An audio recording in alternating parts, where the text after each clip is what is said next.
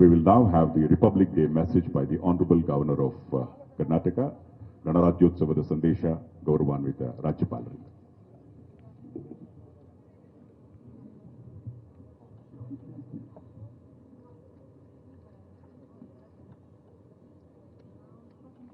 मैं 73वें गणतंत्र दिवस के अवसर पर कर्नाटक के महानुभावों को हार्दिक बधाई एवं शुभकामनाएं देता हूं। ये गणतंत्र दिवस उत्सव अमिट मानवीय भावना को समर्पित है, जो प्रतिकूल परिस्थिति में भी विजय का प्रतीक है। हमने 2021-22 में भी बहुत कुशलता से कोविड-19 के खिलाफ लड़ाई लड़ी है, जबकि दुनिया इससे संभलने के लिए संघर्ष कर रही है। हम 2022 में नए जोश और आशा के साथ आगे बढ़ रहे हैं। हमारी सरकार ने जनता के सहयोग से दिन रात काम किया है और हमने कोविड-19 महामारी को नियंत्रित करने में प्रभावी रूप से सफलता प्राप्त की है।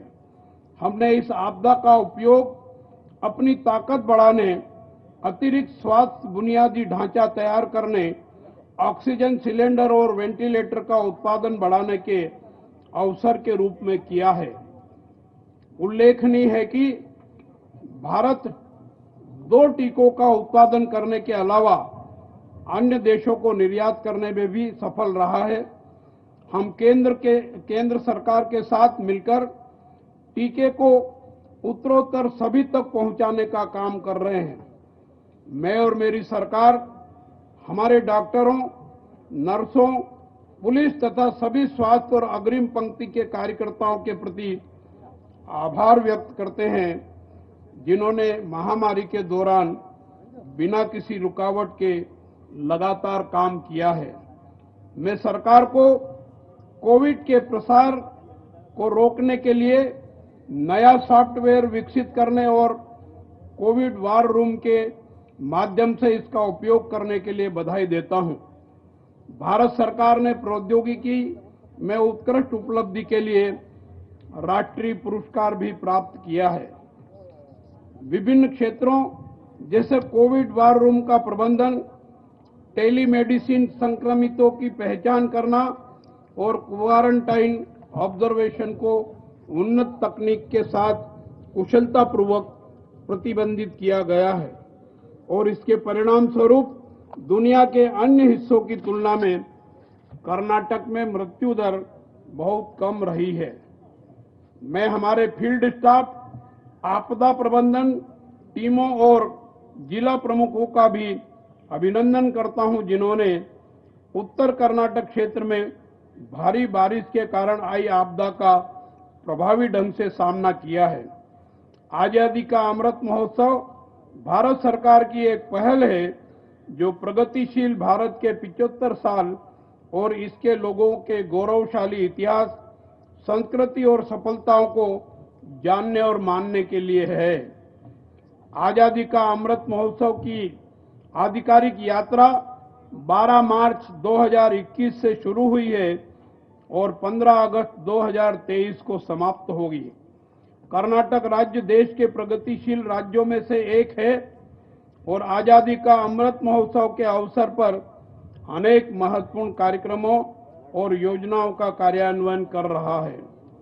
राज्य में अमृत ग्राम पंचायत, अमृत किसान योजना, अमृत ग्रामीण आवास योजना, अमृत निर्मला, अमृत स्कूल बुनियादी ढांचा कार्यक्रम, अमृत आंगनवाड़ी केंद्र, अमृत नगरोत्थान आदि सहित 14 अमृत महोत्सव कार्यक्रमों की भी घोषणा की है और 15 अगस्त 2023 तक लक्षित परिणाम प्राप्त करने के लिए प्रभावी दिशा निर्देश तैयार किए गए हैं।